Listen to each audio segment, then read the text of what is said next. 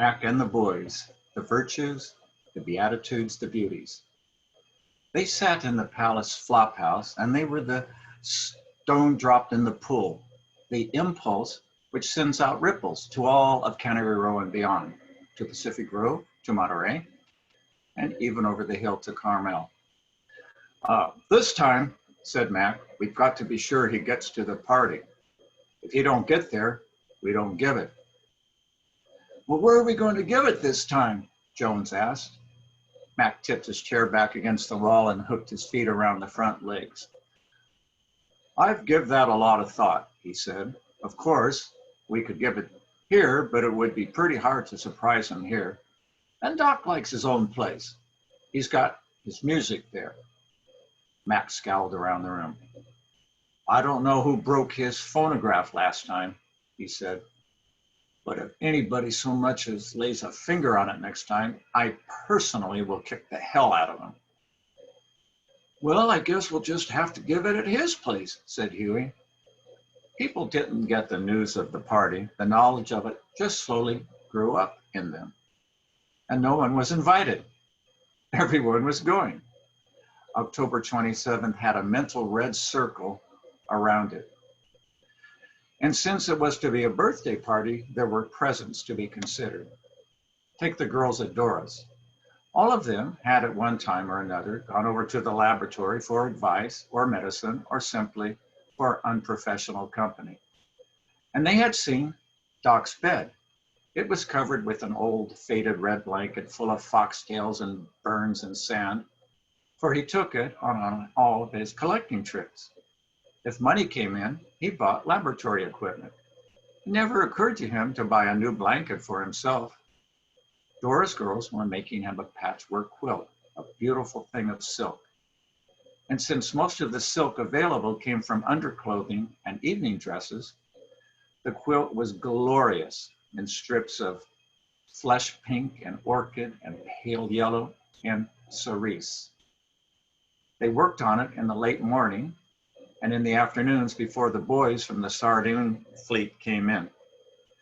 Under the community of effort, those fights and ill feelings that always are present in a whorehouse completely disappeared.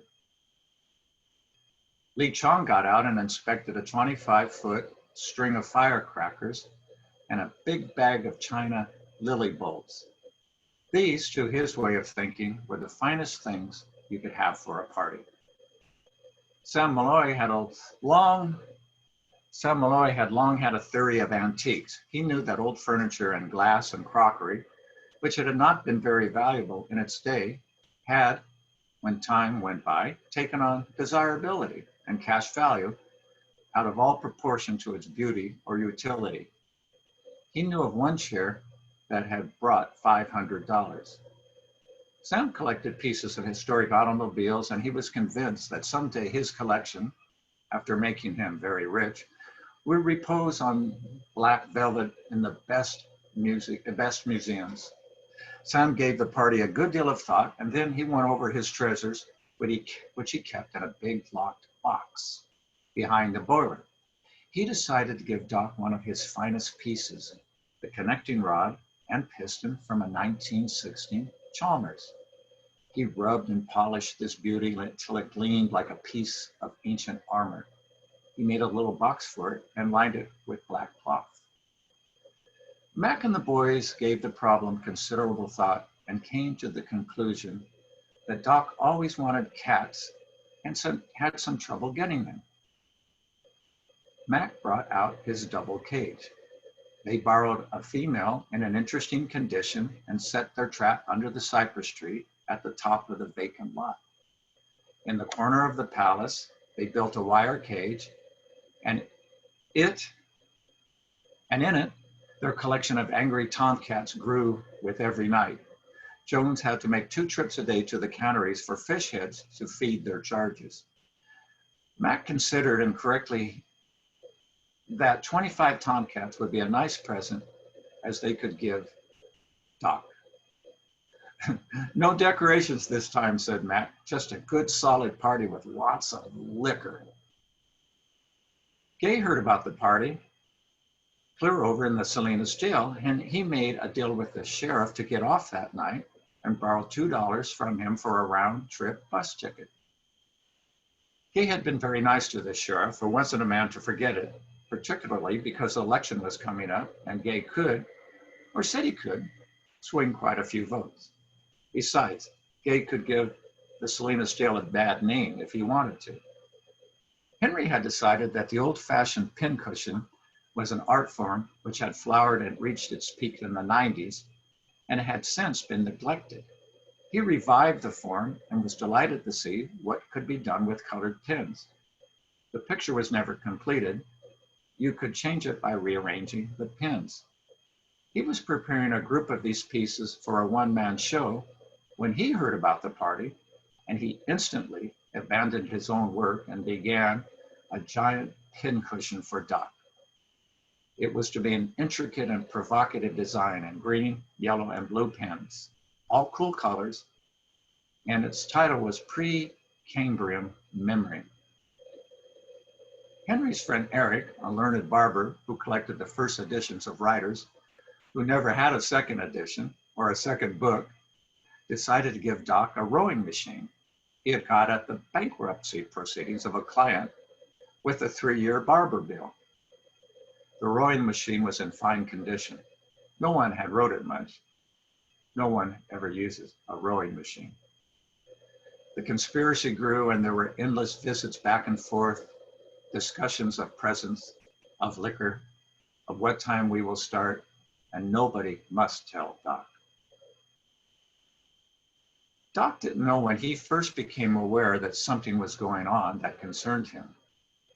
And Lee Chong's conversation stopped when he entered. At first, it seemed to him that people were cold to him. When at least half a dozen people asked him what he was doing October 27th, he was puzzled, for he had forgotten he had given this date as his birthday.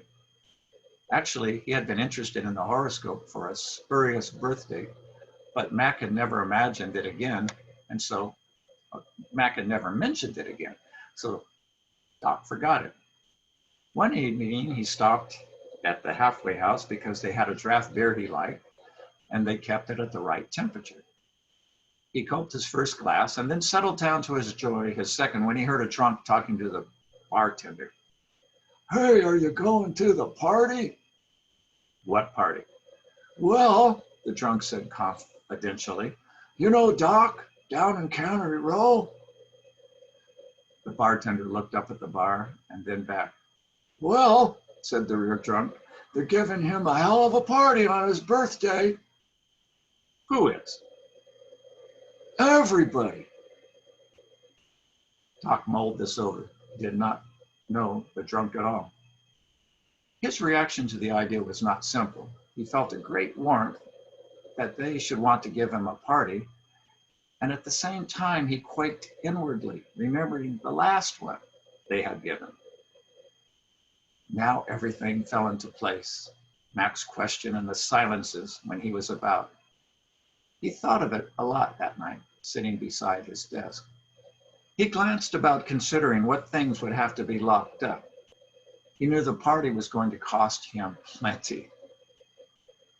The next day, he began making his own preparations for the party. His best records he carried into the back room, where they could be locked away. He moved every bit of equipment that was breakable back there, too. He knew how it would be. His guests would be hungry, and they wouldn't bring anything to eat. They would run out of liquor early. They always did. A little wearily, he went up to the thrift market where there was a fine and understanding butcher. They discussed meat for some time. Doc ordered 15 pounds of steaks, 10 pounds of tomatoes, 12 heads of lettuce, 6 loaves of bread, a big jar of peanut butter, and 1 of strawberry jam, 5 gallons of wine, and 4 quarts of a good, substantial, but not distinguished whiskey. He knew he would have trouble at the bank the first of the month. 3 or 4 such parties, he thought, and he would lose the laboratory. Meanwhile, on the road, the planning reached a crescendo. Doc was right. No one thought of food, but there were odd pints and quarts put away all over. The collection of presents was growing, and the guest list, if there had been one, was a little like a census. At the Bear Flag, a constant discussion went on about what to wear, since they would not be working. The girls did not want to wear long, beautiful dresses, which were their uniforms. They decided to wear street clothes. It wasn't as simple as it sounded. Dora insisted that a skeleton crew remain on duty to take care of the regulars. The girls divided up into shifts, some to stay until they were relieved by others. They had to flip for who would go to the party first. The first ones would see Doc's face when they gave him the beautiful quilt. They had it on a frame in the dining room, and it was nearly finished. Mrs. Malloy had put aside her bedspread for a while. She was crocheting 6 doilies for Doc's beer glasses. The first excitement was gone from the row now, and in its place was taken a deadly, cumulative earnestness. There were 15 tomcats in the cage at the palace flop house, and their yowling made Darling a little nervous at night.